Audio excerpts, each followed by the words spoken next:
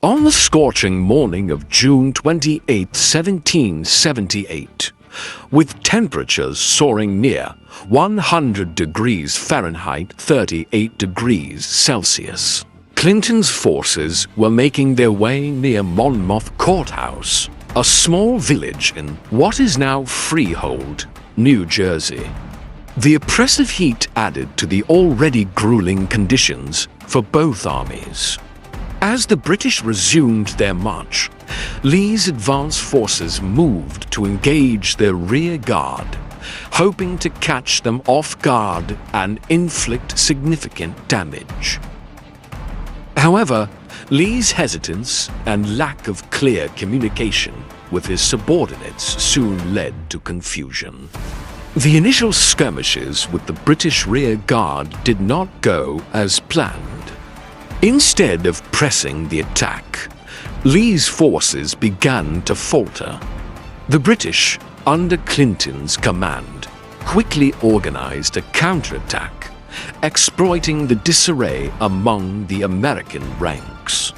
Lee, unsure of the strength and intentions of the British forces, ordered a retreat to avoid what he perceived as a potential disaster. This retreat, however, was poorly managed and soon degenerated into a disorganized withdrawal. American troops, bewildered by the sudden change in orders, began to fall back chaotically.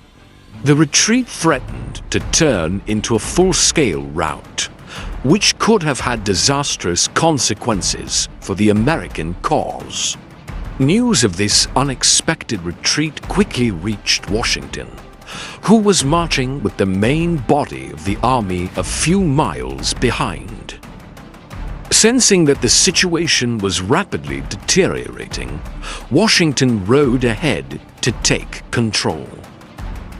As Washington approached the scene, he was met with a chaotic sight: American soldiers retreating in disarray, with little indication of who was in command. Furious at the sight of his troops fleeing and the apparent failure of Lee's leadership, Washington confronted Lee in a dramatic and heated exchange. Witnesses later recounted how Washington, normally composed and reserved, unleashed his anger on Lee, demanding to know why the retreat had been ordered. Lee, caught off guard by Washington's sudden appearance and the intensity of his reprimand, struggled to justify his actions. Washington's fury was not just about the tactical setback. It was also a response to the larger implications of what he saw as a missed opportunity and the potential demoralization of his troops.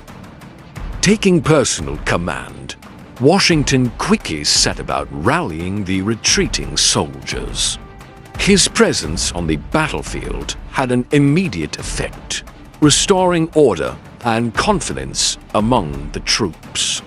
Washington, riding along the lines, directed the establishment of a defensive position on high ground, where the Americans could regroup and prepare to face the British counterattack. The speed with which Washington turned the situation around was a testament to his leadership and his ability to inspire his men even in the most desperate circumstances. The American soldiers, many of whom had been on the verge of panic, began to form up into defensive lines under Washington's direct supervision. Washington's calm yet authoritative demeanor, combined with his willingness to be at the front lines, reinvigorated the American forces.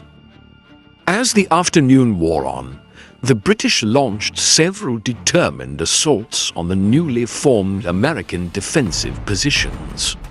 The intense heat continued to take its toll on both sides, with many soldiers collapsing from exhaustion and heat stroke. Despite the oppressive conditions, the Continental Army, now firmly under Washington's control, held its ground with remarkable tenacity. The American artillery, strategically positioned on a ridge, played a crucial role in repelling the British attacks.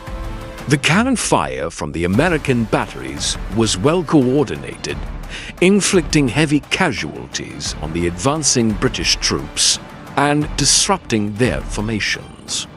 Washington himself remained highly visible on the battlefield, moving among the troops, offering encouragement and making tactical decisions on the fly.